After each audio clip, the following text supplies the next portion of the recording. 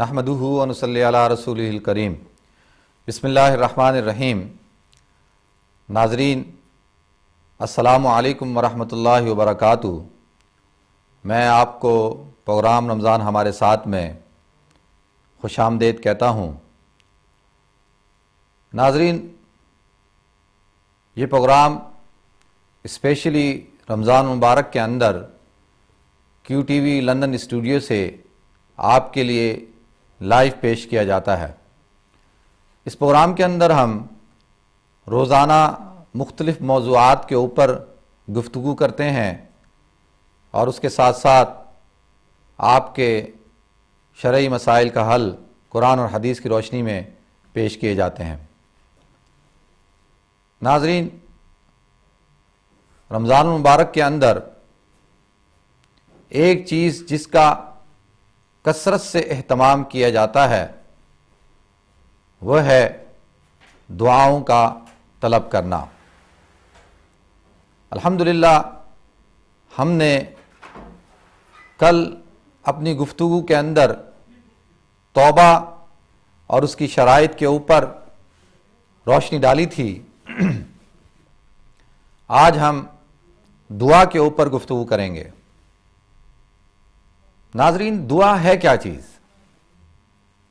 ہم جب قرآن کی تلاوت کرتے ہیں، جب اس میں غور و فکر کرتے ہیں، اسپیشلی جب اللہ رب العزت نے سورہ بقرہ کے اندر یا ایھا الذین آمنوا کتب علیکم الصیام یعنی روزے سے متعلق فرضیت کی آیتیں نازل فرمائیں، فمن شہد منکم الشہر فلیصم شہر رمضان الذی انزل فیہ القرآن، اس کے ساتھ وَإِذَا سَأَلَكَ عِبَادِي عَنِّی فَإِنِّی قریب، آگے جا کے اس آیت کا اللہ رب العزت نے تذکرہ فرمایا، وَإِذَا سَأَلَكَ عِبَادِي عَنِّی فَإِنِّی قریب اُجِیبُ دعوۃ الداعِ اذا دعانی فلیستجیبوا لی، کہ جب میرے بندے مجھ سے سوال کرتے ہیں وَإِذَا سَأَلَكَ عِبَادِی، تو ان سے کہہ دیجئے فَإِنِّی قریب، کہ میں جو ہے وہ قریب ہوں۔ ایک صحابی حضور اکرم صلی اللہ علیہ وسلم کے پاس آئے اور کہا یا رسول اللہ، ہم جو ہے وہ اللہ کو پکارتے ہیں، اپنی دعاؤں کے اندر اس سے سوال کرتے ہیں، تو کیا اللہ ہماری پکار کو سنتا ہے؟ کیا اللہ ہمیں اس پکار کے عوض میں جواب دیتا ہے؟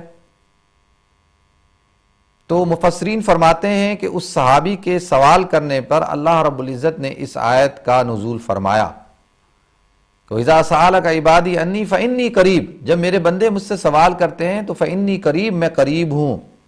ایک دوسری جگہ اللہ رب العزت نے ارشاد فرمایا نحن اقرب الیہ من حبل الورید، کہ ہم تو تمہاری شہ رگ سے بھی زیادہ قریب ہیں۔ شہ رگ انسان کے سب سے زیادہ قریب جو چیز ہوتی ہے وہ شہ رگ ہوتی ہے، ایک اعتبار سے۔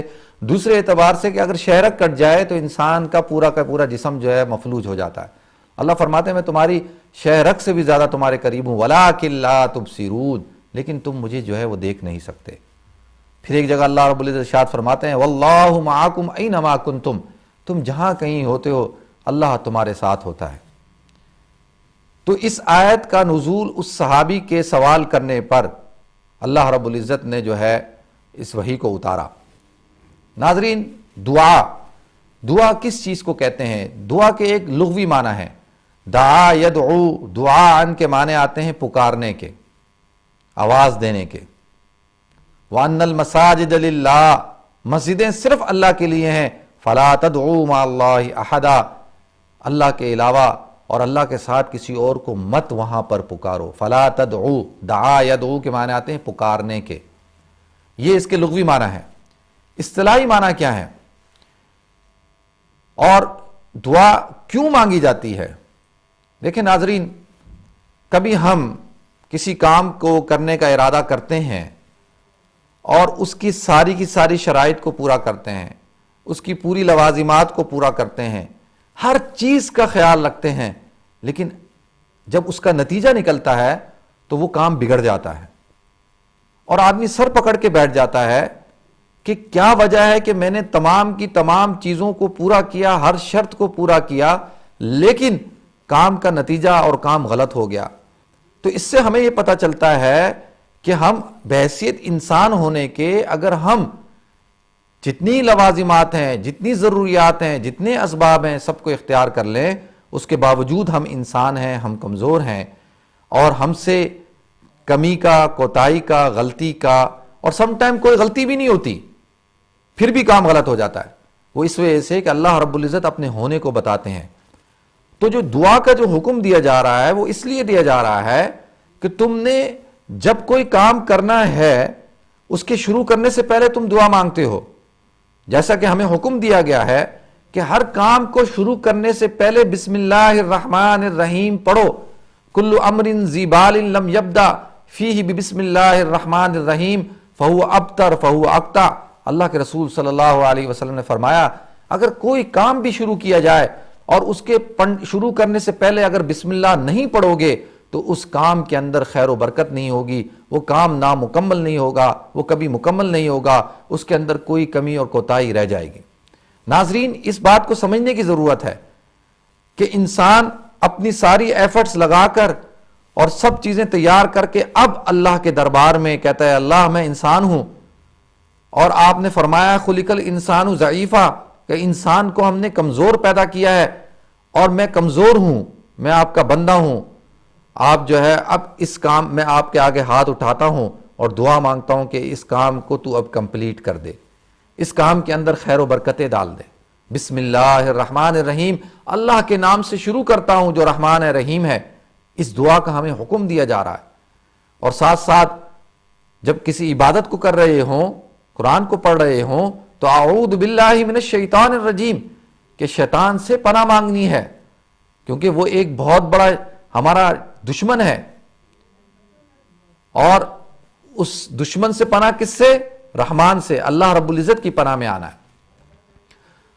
ناظرین، جب انسان دعا مانگتا ہے تو وہ دو چیزوں کا اظہار کرتا ہے، ایک اپنے بندے ہونے کا اقرار کرتا ہے کہ میں انسان ہوں، میں اللہ تیرا بندہ ہوں، اور دوسرا اللہ کو اپنے رب ہونے کا، اپنے معبود ہونے کا اقرار کرتا ہے کہ اللہ تو میرا رب ہے، تو میرا معبود ہے، تو نے ہی یہ صلاحیتیں عطا فرمائیں، تیری یہ قوت عطا کی ہوئی ہے، یہ سارے کے سارے اسباب آپ نے ہی عطا کیے ہیں، میں کمزور ہوں، میں ضعیف ہوں، میں مجبور ہوں، یہ میرے سارے اسباب جو ہیں کمزور ہیں، ضعیف ہیں، ان کے اندر کوئی حیثیت نہیں اگر آپ کی مدد شامل حال نہ ہو، تو لہذا اب میں آپ سے دعا کرتا ہوں کہ اس کے اندر آپ خیر و برکت ڈالیں۔